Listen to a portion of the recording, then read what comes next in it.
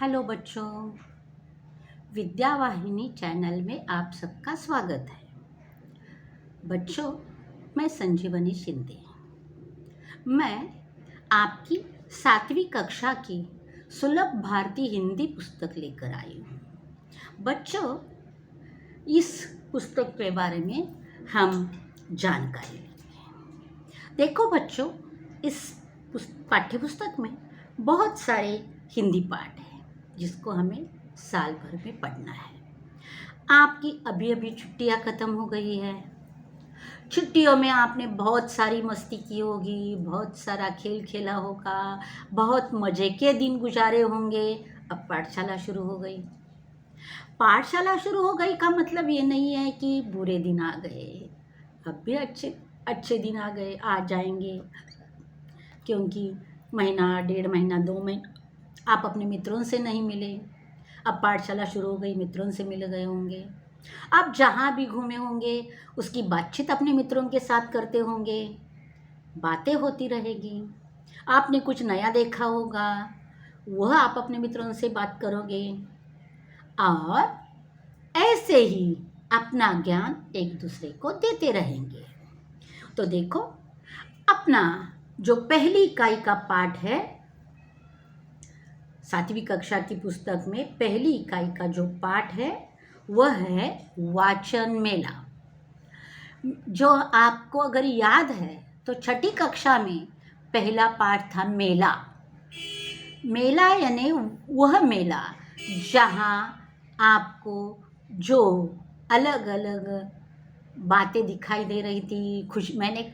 मैं बोलती हूँ कि मेले में खुशियाँ बांटी जाती है, यानी खुशियाँ देने वाले लोग होते हैं, खुशियाँ लेने वाले लोग होते हैं, झूले होते हैं, खिलौने होते हैं, खाने की चीज़ें होती है, वो मेले में होता है।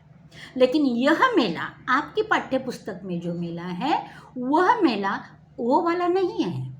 यह मेला है वाचन मेला। वाचन यानी पठन करना, यानी पढ़ना। पढ़ने के लिए क्या इस्तेमाल किया जाता है? पुस्तक। सही है। तो यह मेला है पुस्तकों का मेला, यानी ढेर सारी पुस्तकें यहाँ होंगी। जैसे उस मेले में खाने की चीज़ें हो, खेलने की चीज़ें हो, खुशियाँ बांटने की चीज़ें होती है, वैसे इस मेले में ये वाचन मेला है तो इसमें पढ़ने के लिए ढेर सारी पुस्तकें होंगी। अब देखेंगे हम कि पुस्तकें किस प्रकार की है तो वाचन मेला किस प्रकार का है। देखो बच्चों, पूरा वाचन मेला है, उसमें भी अलग अलग कोने में कुछ अलग अलग लिखा है, वो दिखाई दे रहा है। बाल विज्ञान, बाल साहित्य, विज्ञान कथा, किशोर साहित्य, ग्रंथ दिंडी, इस प्रकार के शब्द।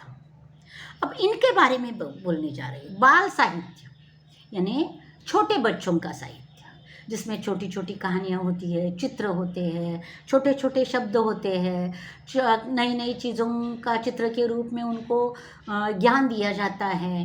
ऐसे जो छोटे छोटे चित्र होते हैं कि जन्म से लेकर एक 8-9 साल तक के बच्चों के लिए जो पुस्तकें होती है उन्हें कहा जाता है बाल साहित्य।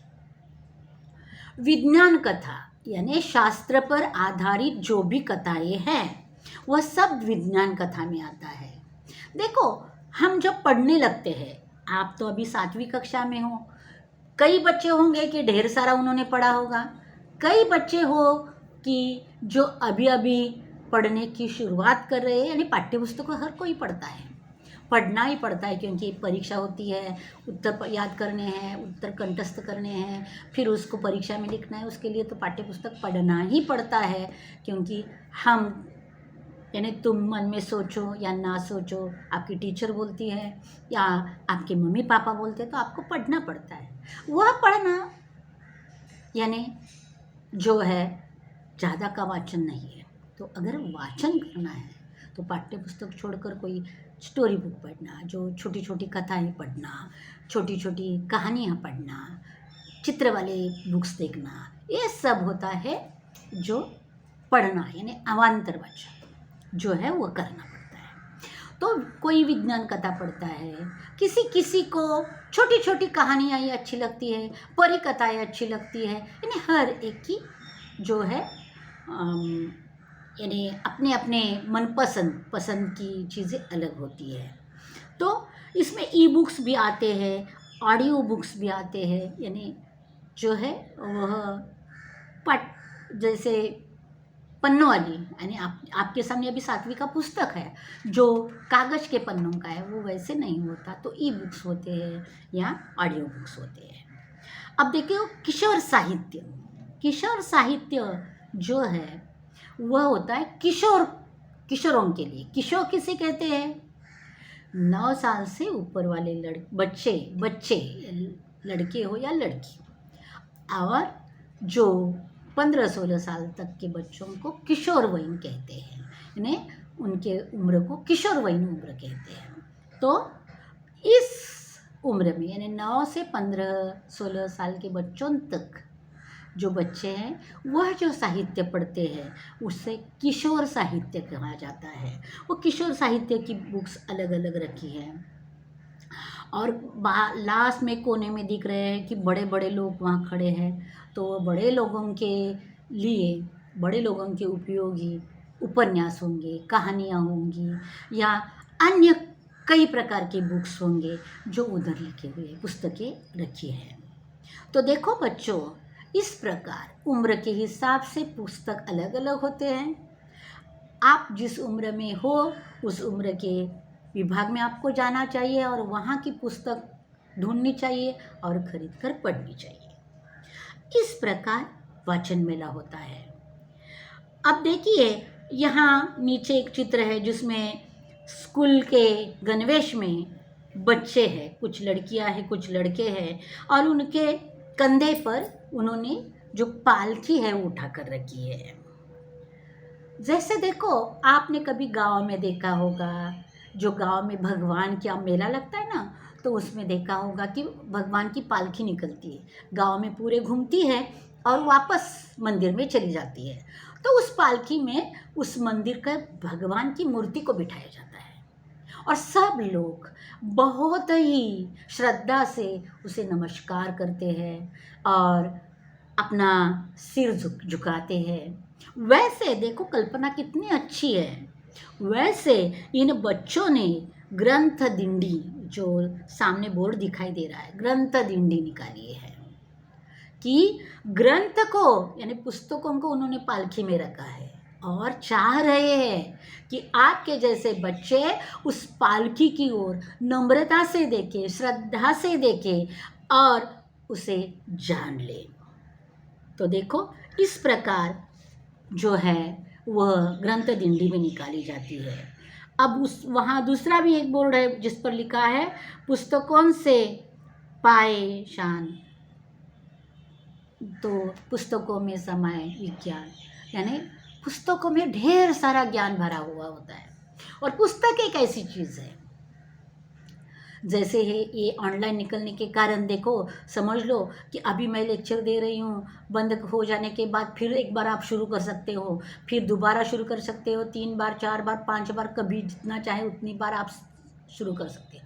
लेकिन कक्षा में जब टीचर आती है एक बार बोलकर चली जाती है, आपने कुछ समझा नहीं है, उस पाठ में कुछ समझा नहीं, दोबारा पूछा तो दोबारा उतना समझा दिया जाता है, पूरा लेक्चर टीचर नहीं देती। तो पुस्तक एक ऐसी चीज़ है कि जिसे हम जब चाहे और मन करे उसे खोलकर पढ़ सकते हैं। तो देखो बच्चों, मैंने वाचन मेला इस पाठ के बारे में आपको पूरी जानकारी दी है।